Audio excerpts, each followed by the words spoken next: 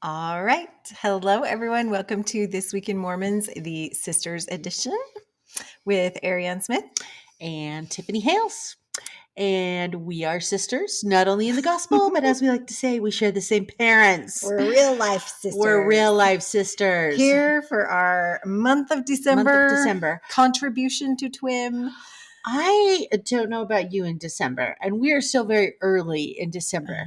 But right now, for me, it is all gas and no brakes. Oh, yeah. I think it just came back. I mean, we've always talked about how December is a crazy month, especially for parents.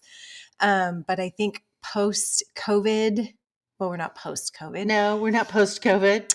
What do we call this? Mid-COVID? Acceptance COVID?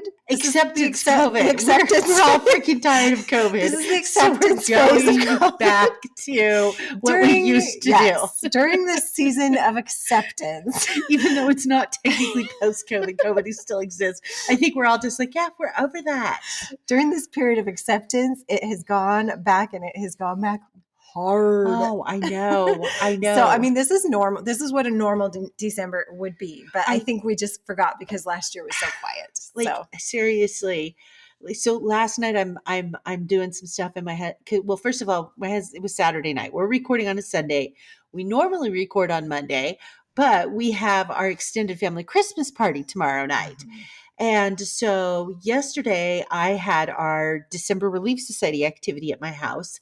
And then one of my kids wanted to spend some time together. So I did that afterwards. And then Darren and I did a quick date night, and we got home from date night and I'm running around. Well, first of all, he asked me on date night, he's like, what does your tomorrow look like? And I started with like a litany of things that I had to do on Sunday, proving that Sunday was going to be no day of rest.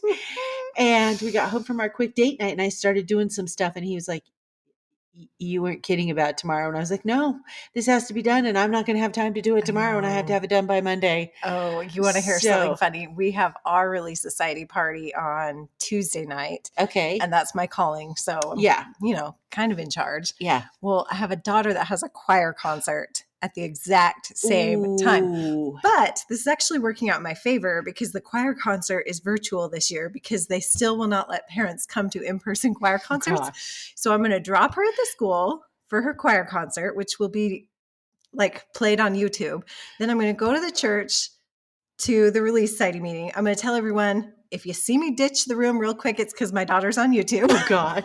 I'm just going to have my phone. Are you serious? Ready. And then when her group comes up, I'm just going to be like, to, my co-people, sorry, I'm out, you're in charge. I'll go out in the hall to listen to my daughter's choir concert. Well, I guess it's a really good way to multitask. It's kind of working for me, the virtual thing. I was mad at first because I was like, I want an in-person choir concert. Well, but now I'm like, this is actually working out for me. Especially if you have to drive her to the school for the choir concert, leave, and then drive and pick her up. I know. We already did this once in October for the October choir concert. And I sat in the parking lot and watched it on my phone in the car because I didn't want to have to drive back to the school, which is kind of far from my house. So anyways, but it's all good.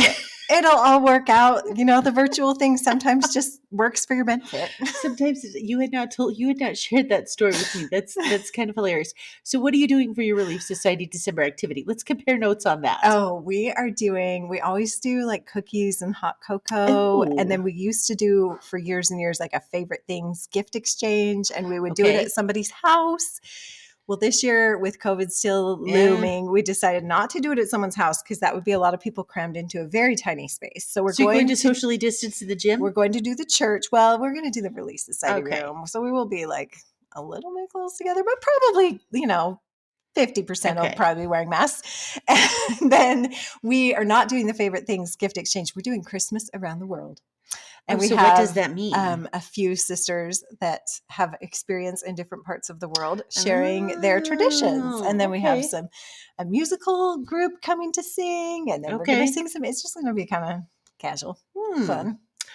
Well, we did a brunch. So not the presidency before Relief Society presidency Mhm. before me, but the Relief Society presidency before that. So 2 presidencies ago, Okay. they used to host a Christmas open house brunch, and I loved it.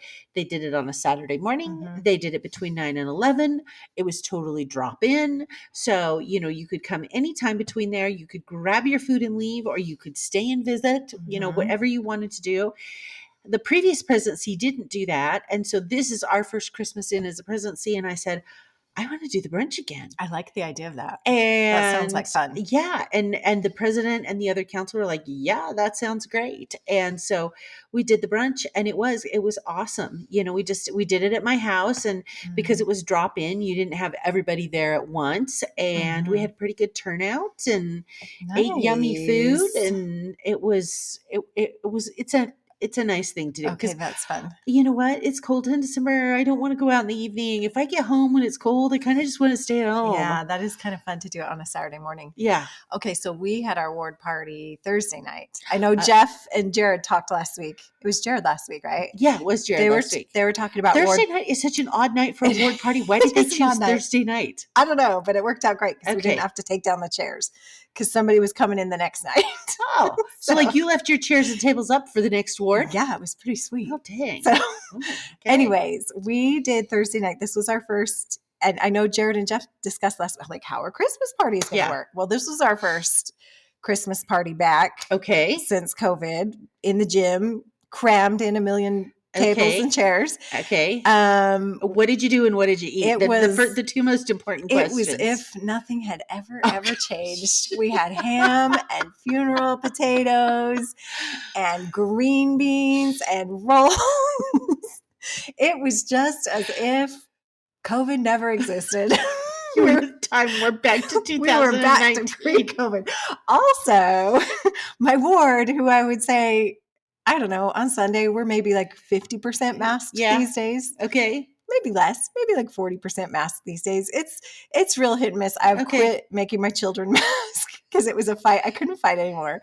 You pick your battles. Yes, I choose to mask, although I will take my mask off in sacrament meeting if there's nobody around us. Yeah. Okay. Fair enough. Anyway, but I was like, how is this going to work at the party? Because you Mhm. have to sit down and eat. So your Mhm. mask is going to be off anyways. Yes.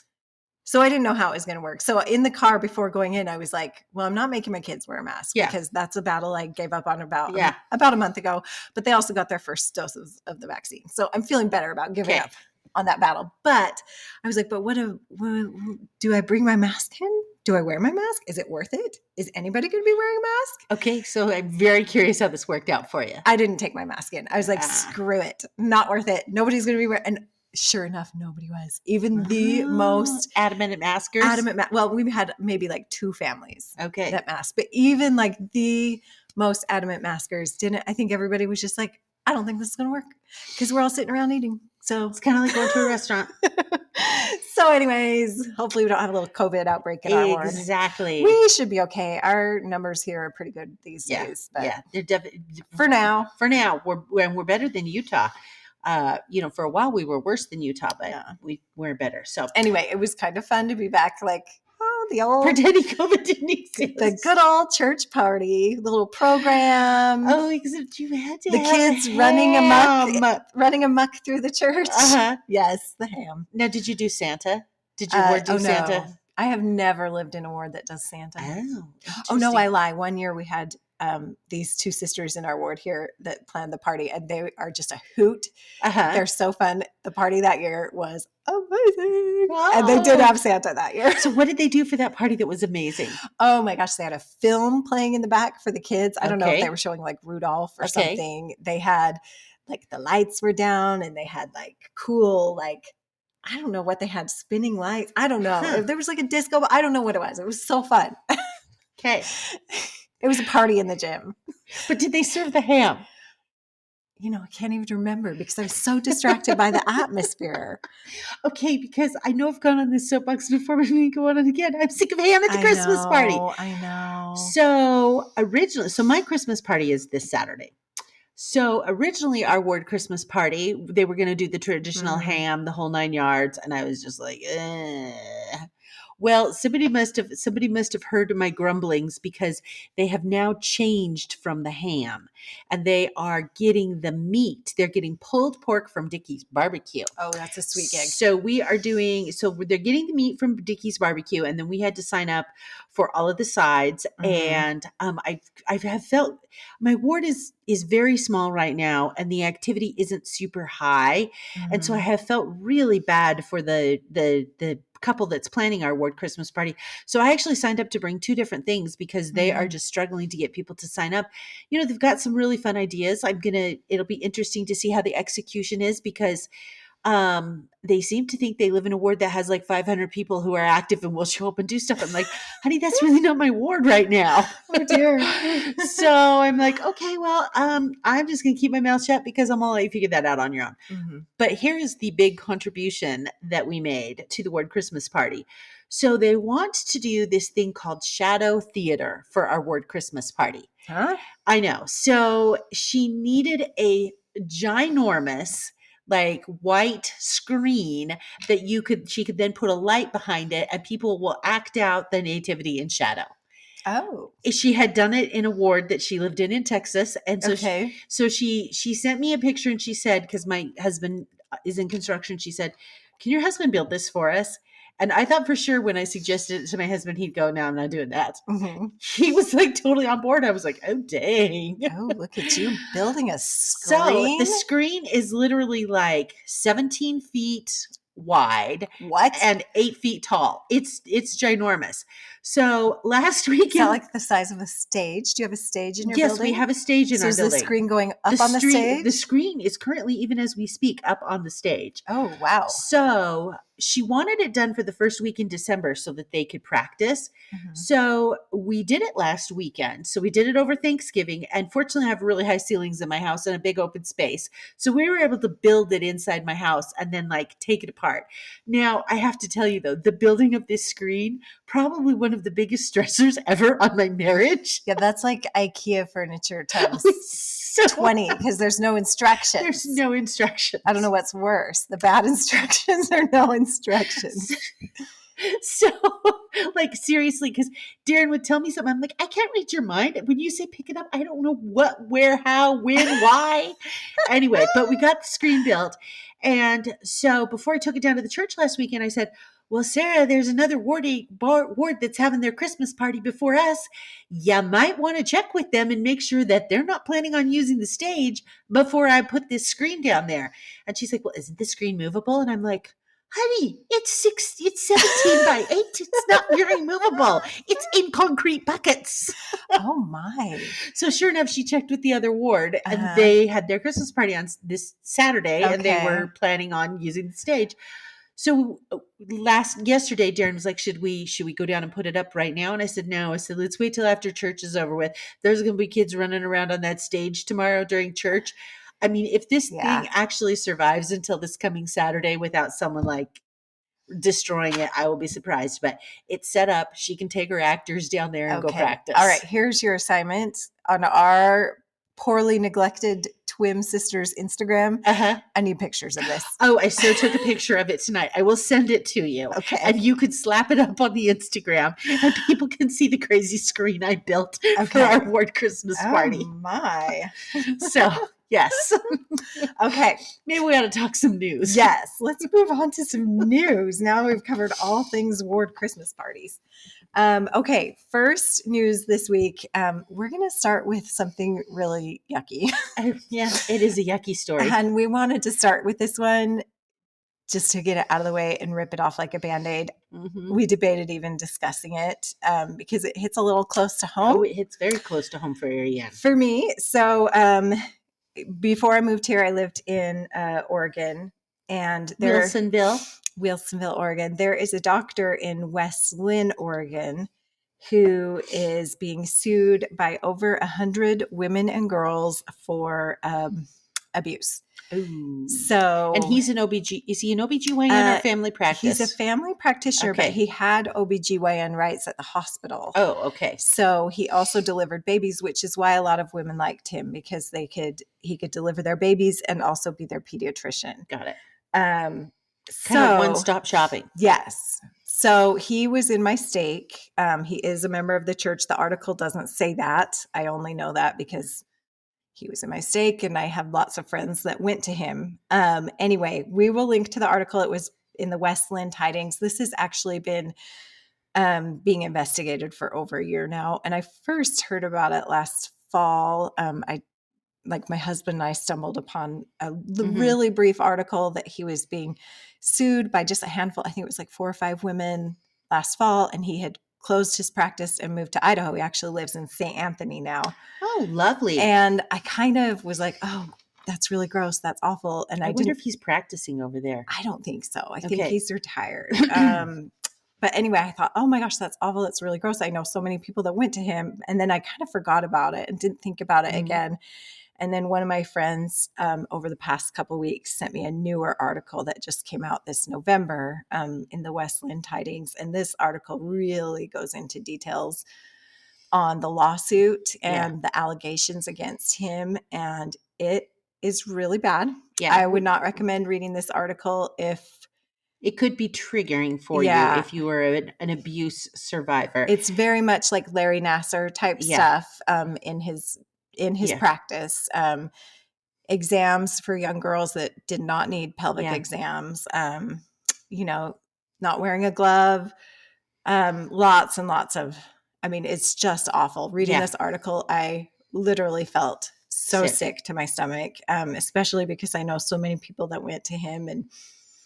And so he's still under criminal investigation. He hasn't been charged yet, but this lawsuit now has over 100 women on board and girls, because some of these were young girls. It's just disgusting. Yeah.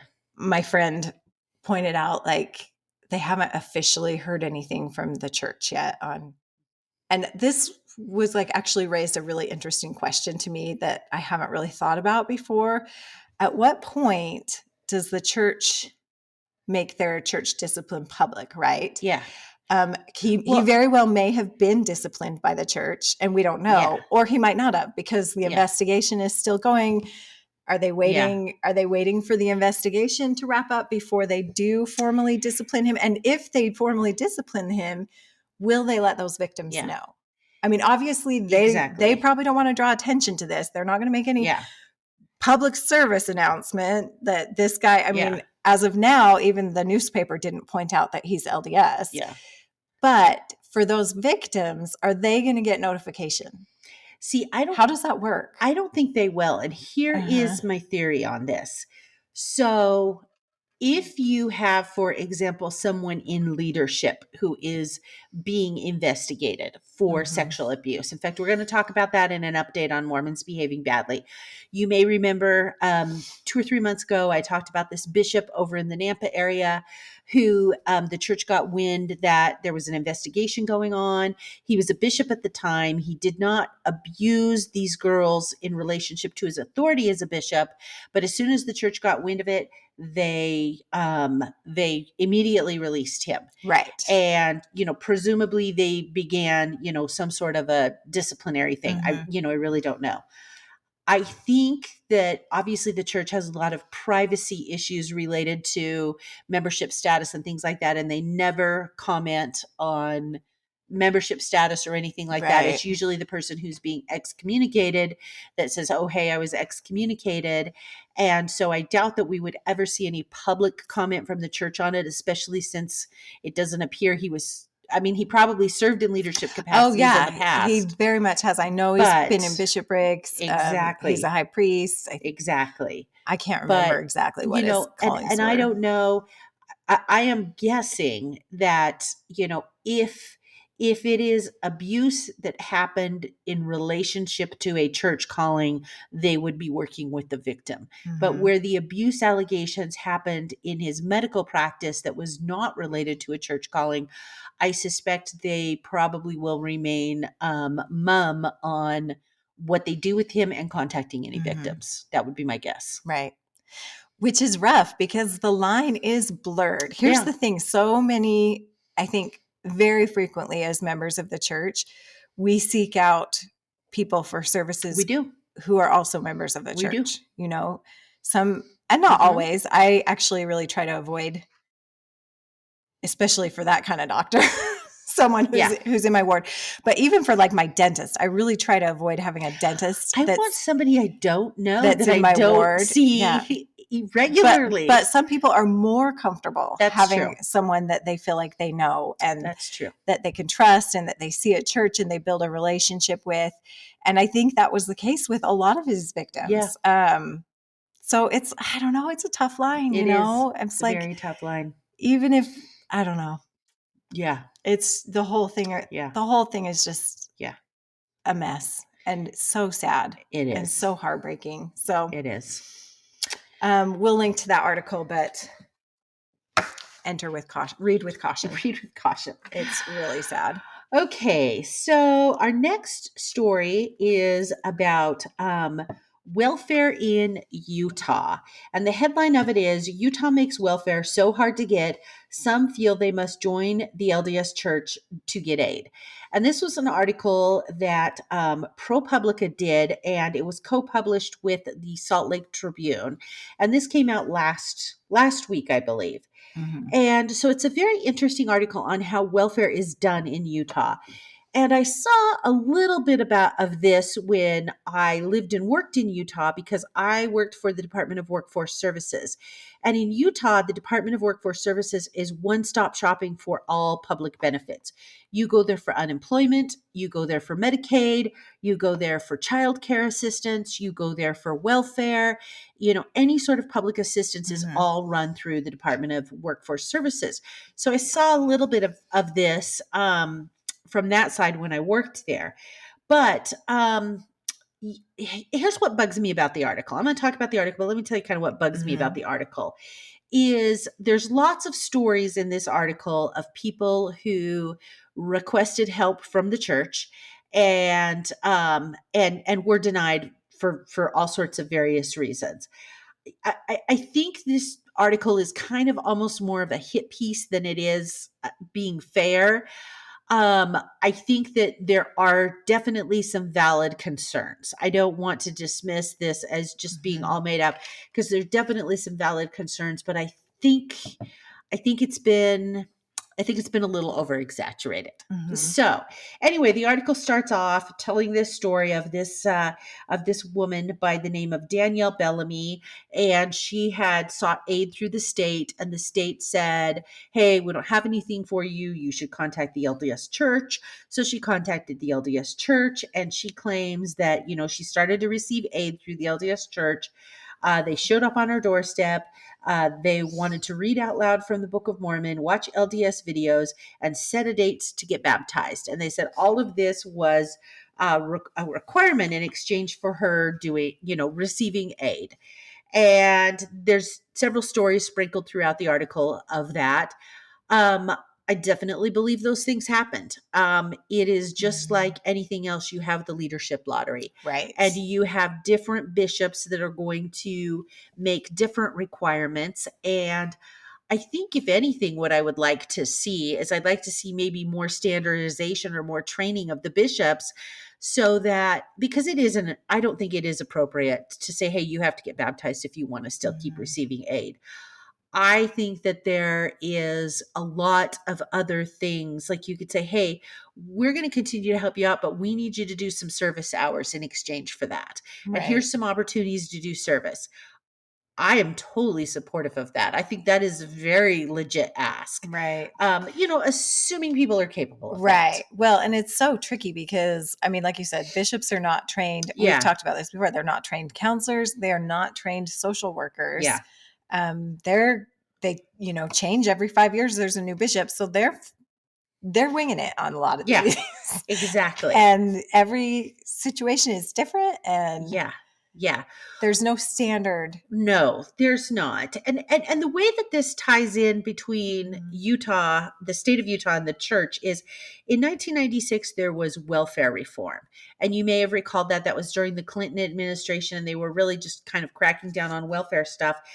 And ultimately, they left it up to the states to decide, what the qualifications are. Utah made their qualifications to receive welfare like nearly impossible to meet. In fact, I remember that was a big topic of discussion when I worked for workforce services, because the most an individual can qualify for in terms of just cash assistance, I'm not talking food stamps, is $399 a month, but that's only if they have a net income of less than $456 a month. And then there's a 2-year cap on that. So there are many people who apply for welfare. There are things that they would be eligible for, like Right. maybe food stamps, but they're not eligible for this direct cash payment. Well, and the statistics were crazy. I think it said out of like 30,000 Yeah, applications, like 3,000 people got assistance. exactly. And that's a function of what the legislature in Right. Utah has done. Again, that you could say, well, that goes back to the church, because the legislature in Utah is overwhelmingly made up of members of the Church of Jesus Christ of Latter-day Saints. And I think that it's interesting because it's so ingrained upon us. So the article talks about Welfare Square being built in 1938 amid the Great Depression, as an intentional repudiation of church leaders of government welfare, epitomized by Franklin Roosevelt's New Deal. We take care of our own, they famously said. So I kind of remember that mantra growing up from both my grandma on my mother's side and our own mom, in terms of, no, you never accept government assistance. You never accept government help. You always take care of yourself. And so I think that culturally has been so ingrained upon us as members of the church, that when those members are sitting in those positions of leadership, like in the House of Representatives in Utah, that they do want to cut all of that. They see welfare as wasteful government spending, and people should rely on churches and things like that to kind of take care of their own. Right, which is interesting because the handbook, and I'm sure the handbook has been through so many changes. This is probably a new edition, but the handbook, it says in this article, actually says first go to the government aid, then you go to the church. Exactly. Which is in direct conflict to, again, kind of the mantra that has been around in the church for a while. One of the things that this article was critical of is that there is a kind of a memorandum of understanding between the church and the state of Utah. And I had never heard of this memorandum of understanding, despite working at workforce services.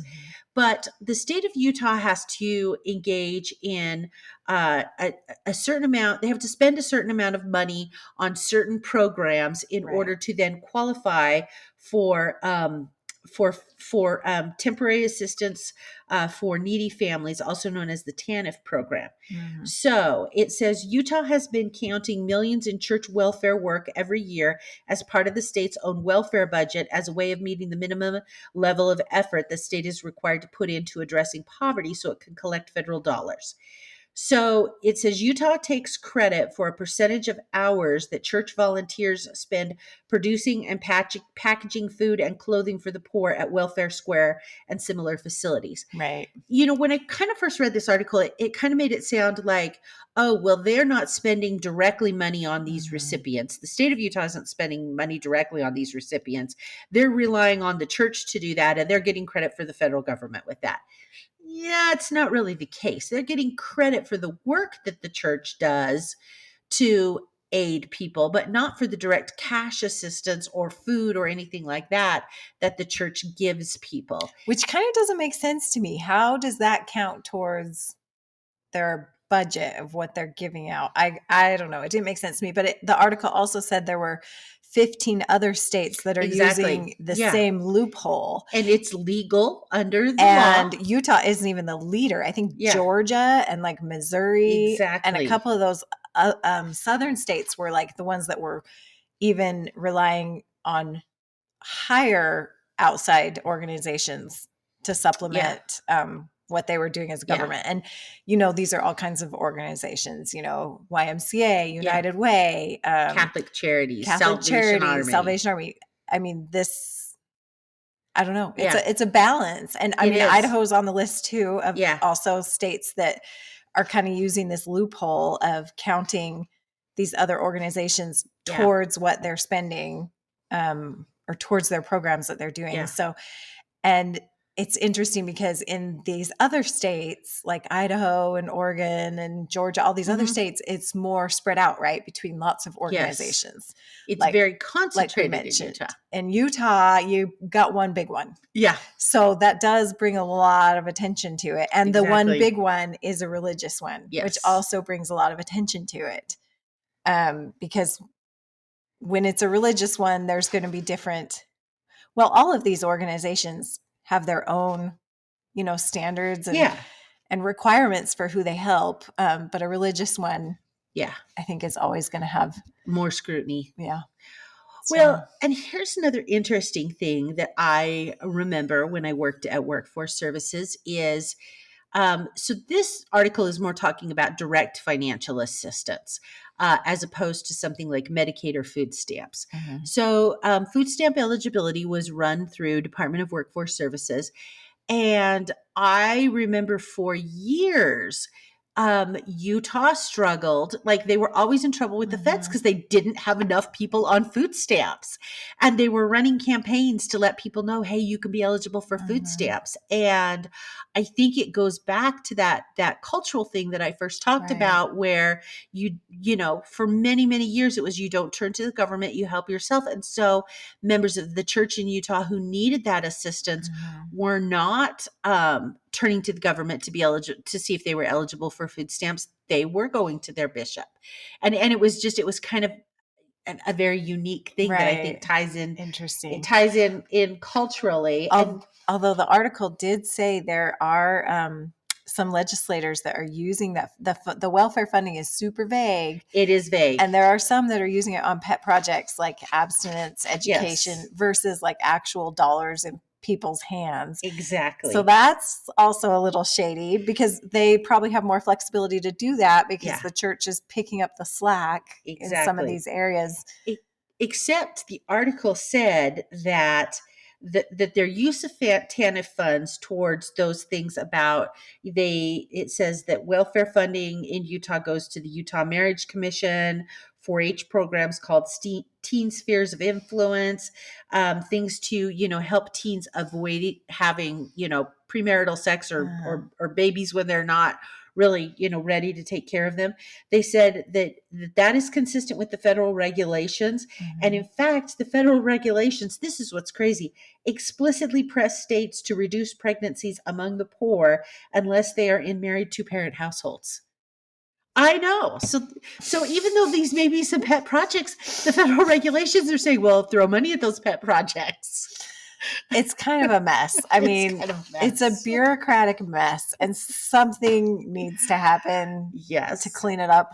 But I don't know what. Like I said, I think there's definitely, my take on the article was, I think there's definitely room for improvement. And certainly the horrific stories of some people being told, hey, you have to get baptized before you can have, more church welfare, or, discrimination in receiving church welfare. Maybe some standardization of that would probably be really helpful, so you're not subject to bishop roulette. It would be, but it's also just a really hard issue because church or no church, across the board, our country relies on these outside agencies. I mean, the government does what it can do, but we are also hugely dependent on these outside agencies. And where would we be without them? Like, they're important, not just the church, all these other ones we mentioned, Catholic Charities, Salvation Army. I mean, they're doing a lot of good, and they are all picking up the slack for where our government isn't. Exactly. Well, and I thought it was really interesting. The lady who they focused on at the beginning of the story, this Danielle Bellamy, she does state at the end of article, she said she noted that the state has helped her with food stamps.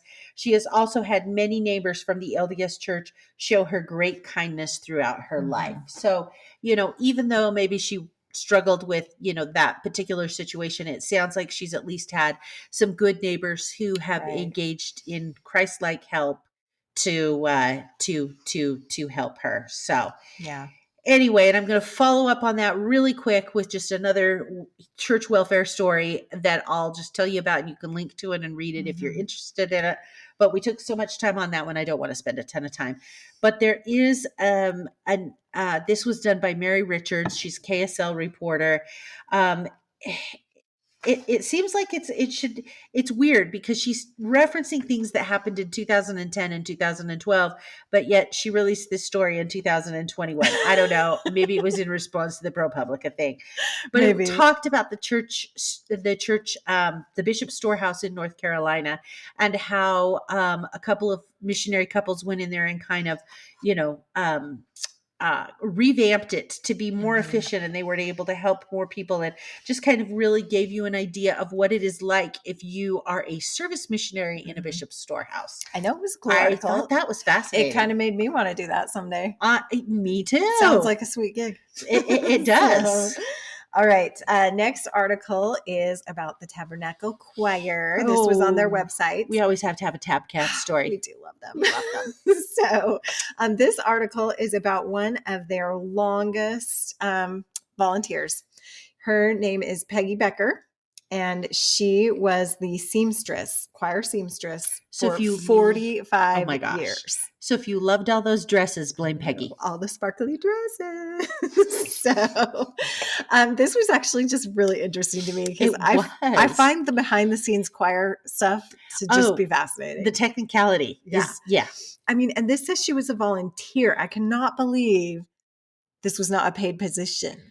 Well, I wonder if it kind of was maybe by the time she left. And maybe she started as a volunteer. Because it did say in 1976 she showed up to help with adjustments for these blue suits that they had purchased for the bicentennial. She was just doing alterations. She had like seamstress experience. She knew what she was doing. And then she stayed for 40 years. The rest is history. And then eventually she was like the main dressmaker.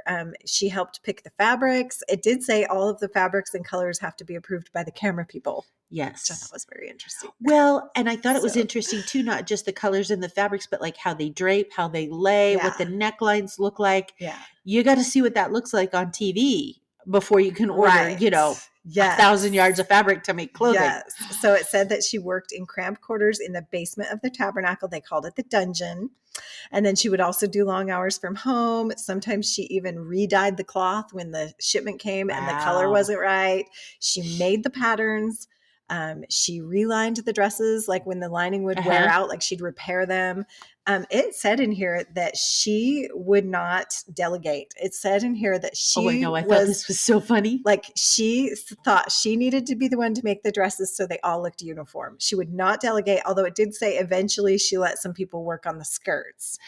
And she let people cut stuff out. Yes, she let people cut stuff out. She had a couple of people that were like underneath her. Yeah.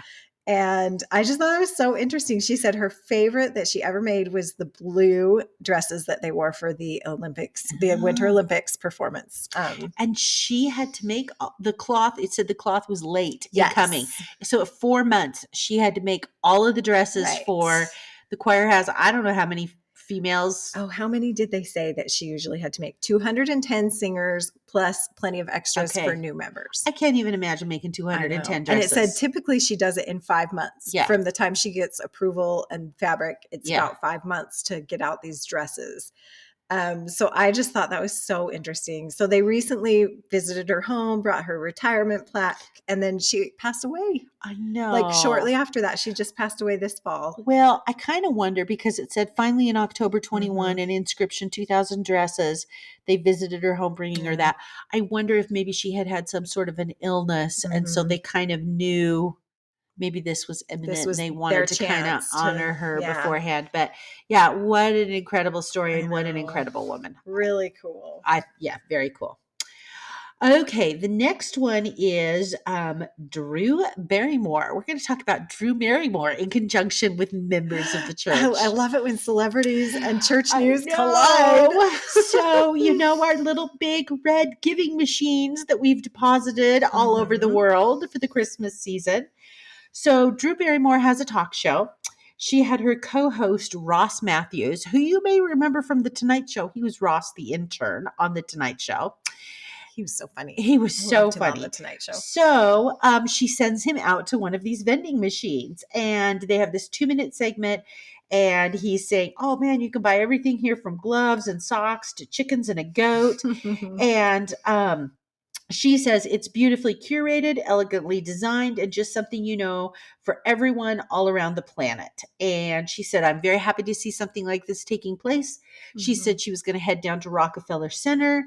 And this is one quote that I really liked. She said, I've always wanted Philanthropy. philanthropy to be easier and more accessible for people.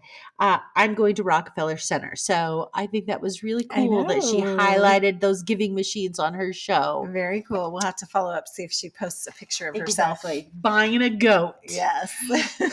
All right. Next story is a missionary was shot in a church in Alabama. This is a wild story. And thank goodness he's okay. Yes. And this just happened last Friday night, 2 days ago. Happened December 3rd. So just 2 days ago. His name was Elder Michael Fauber of Dayton, Ohio. This was in Birmingham, Alabama, in the Birmingham Stake Center in Vestavia Hills. So it sounds like there was a group of them. It says they were at a weekly athletic activity was being held and basketball was being played. So your average basketball night at the church. About 8:30 p.m., an unknown individual came into the building. Elder Fauber, I don't know how to say it, spoke to him. A few minutes later, he was shot multiple times and the shooter fled. They are still looking for him. So this elder was rushed to the hospital, went into surgery.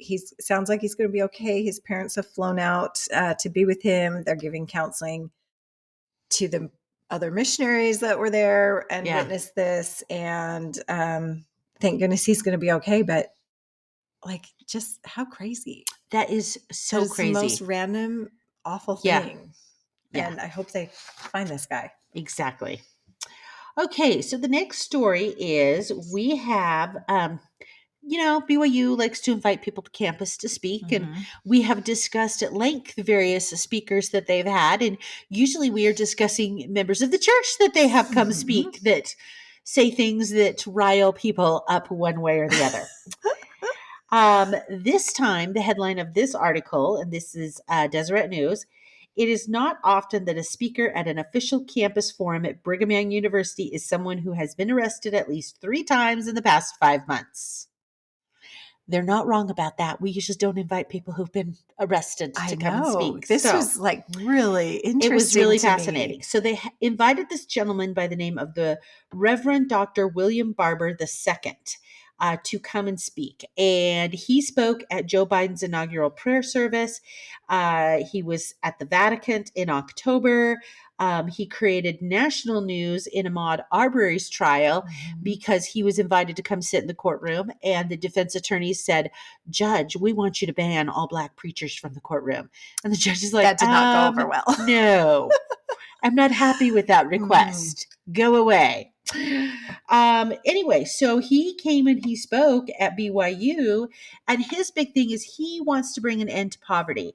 And he's kind of trying to pick up from where Martin Luther King's Poor People March in 1968 ended.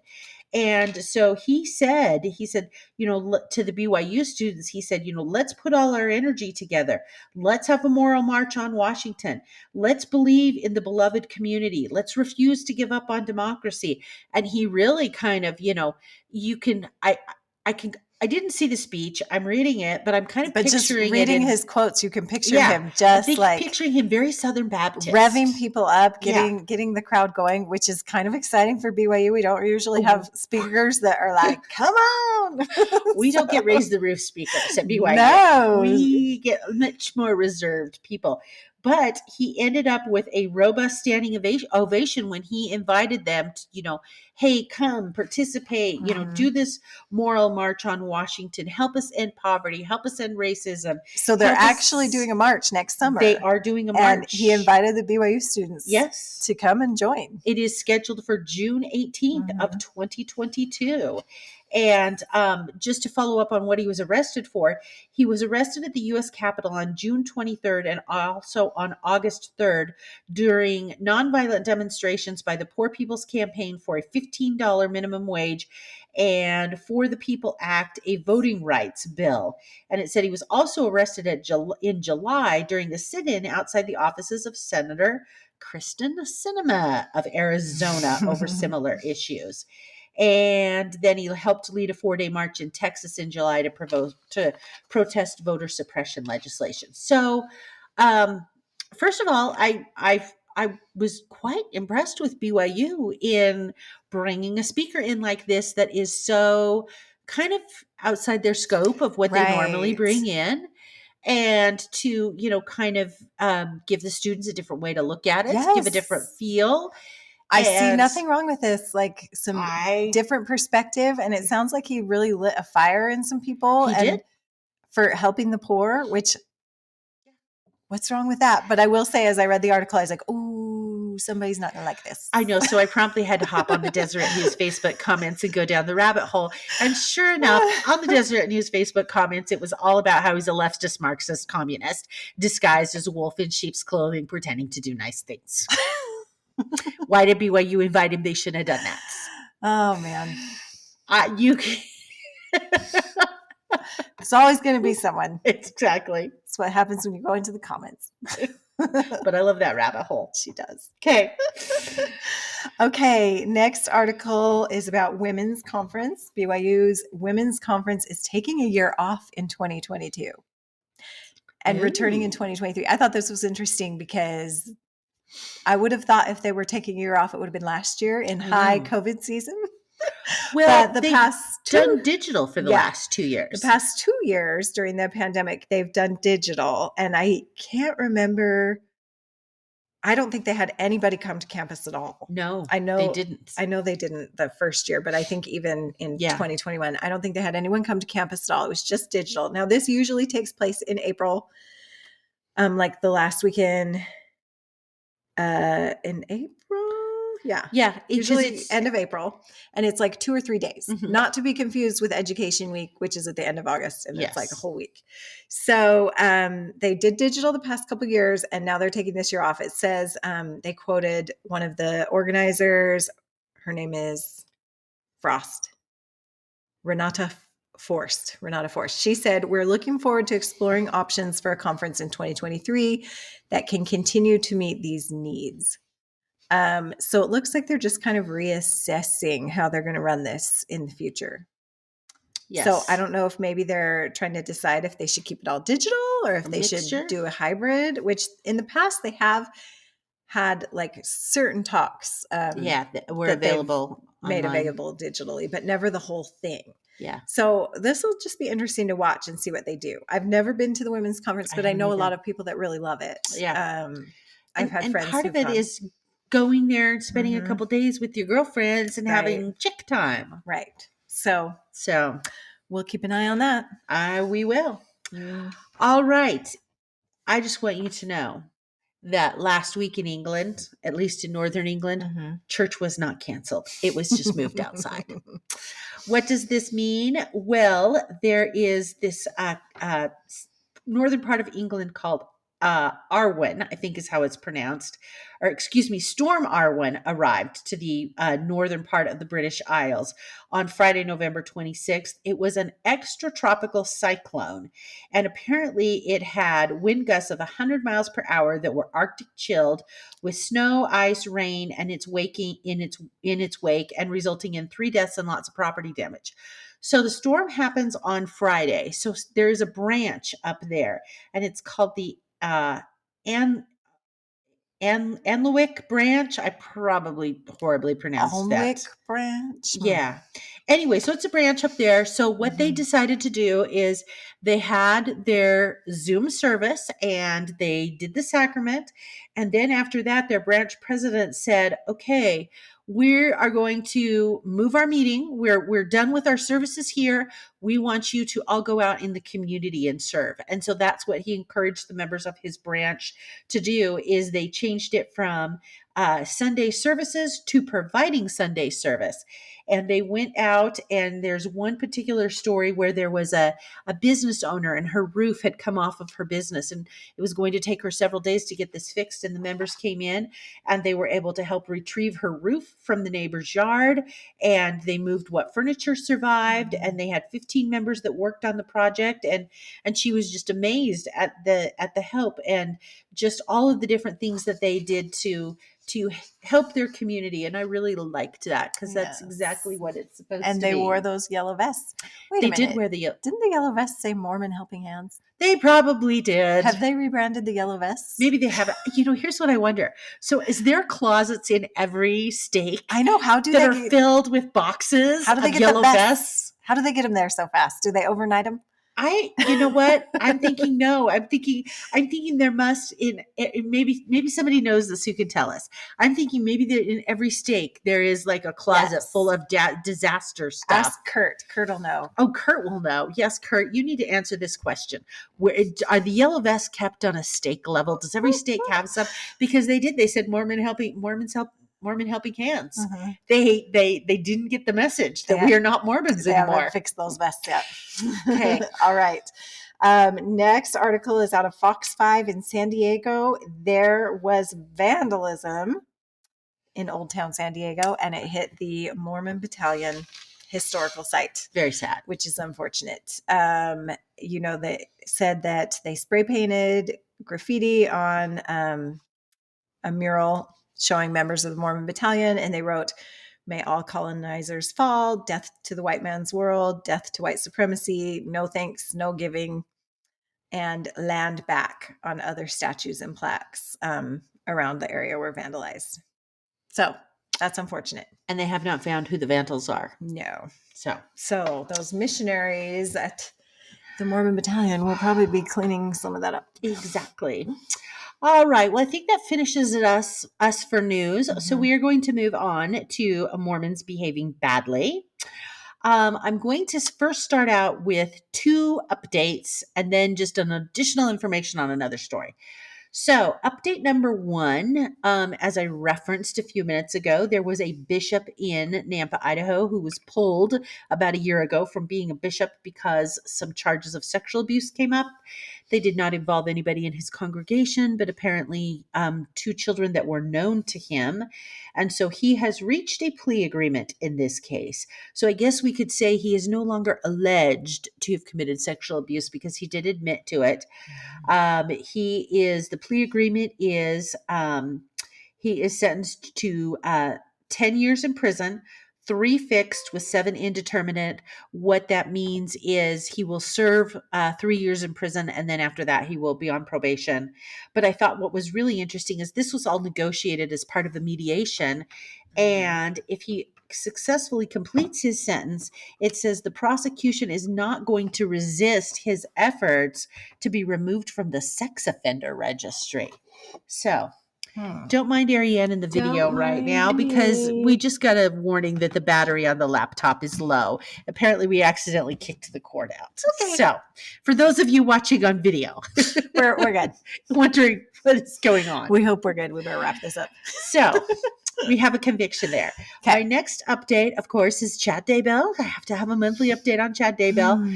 I think I told you last time that they had moved his trial over here to Boise, but now we have a date for his trial. His trial is set for January of 2023, so a little over a year away. So if you were in the Boise area at that time, just pray that you don't get a summons for jury duty. And we won't. We've talked way too much about this. But I fully expect a 3-ring circus at our county courthouse. Yes. All right. And then finally, my last thing I want to say on Mormons behaving badly. Okay, so Jeff totally stole my thunder a few weeks ago with the Idaho sheriff who the young women show up at his house, with a give thanks sort of a thing, and he goes out and threatens them with a gun. I so wanted to talk about that on Mormons behaving badly. So many Idahoans Seriously, we're so sorry.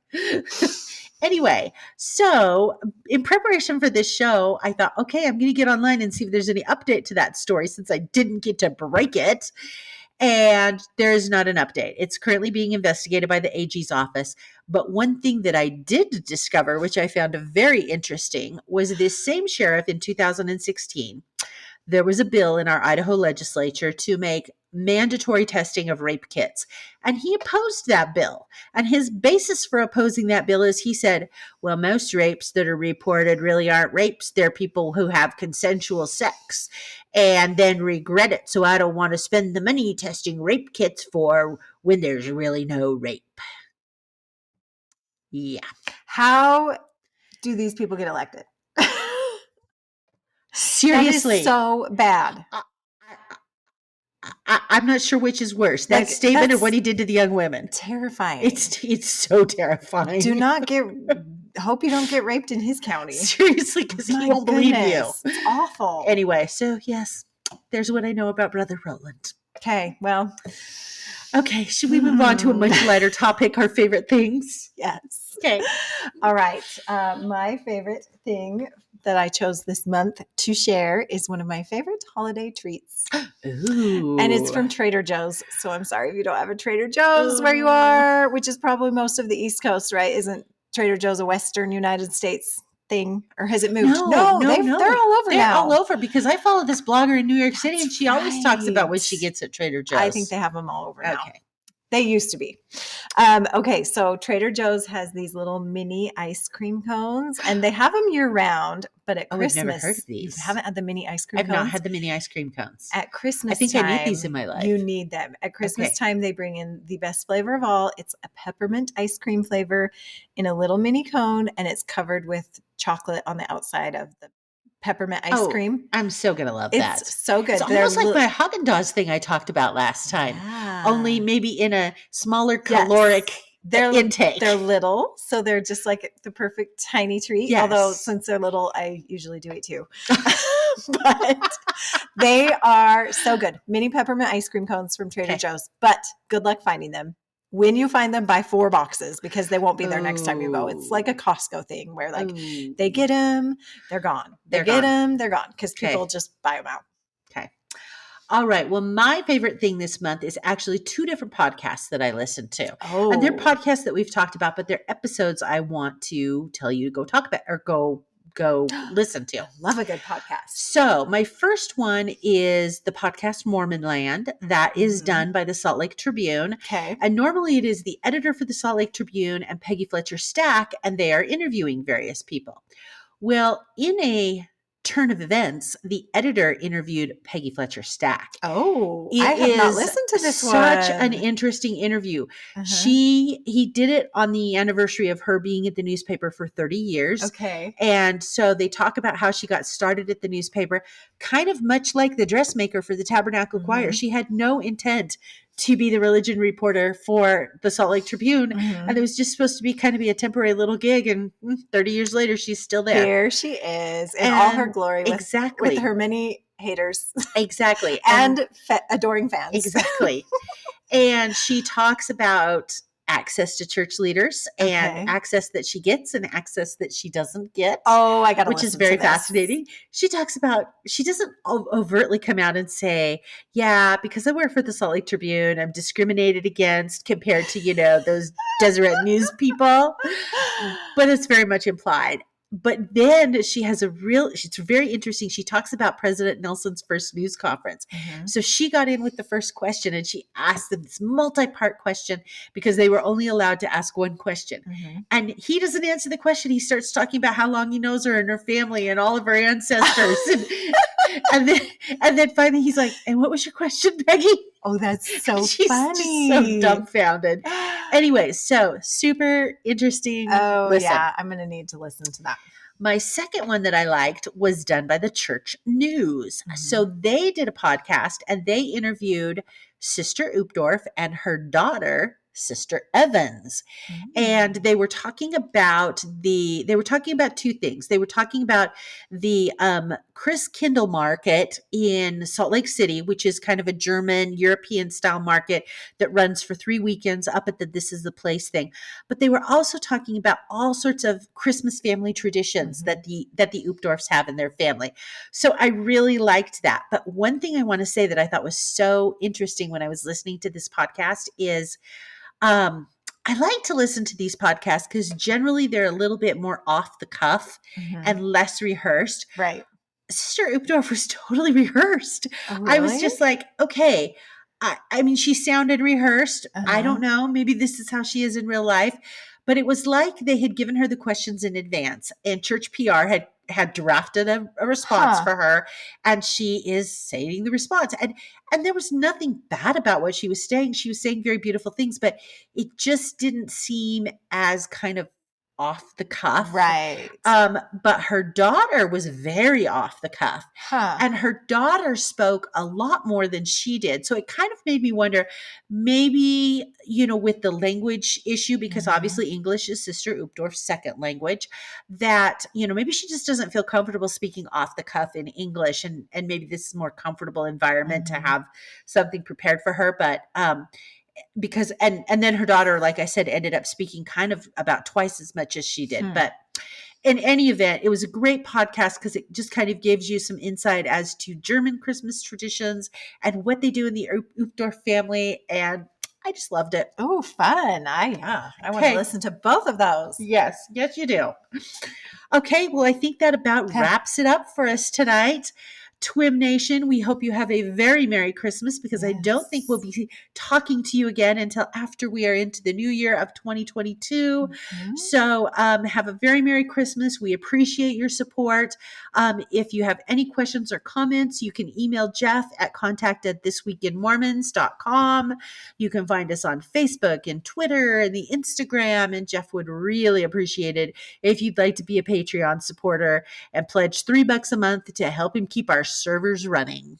All right. Thanks for listening, everyone.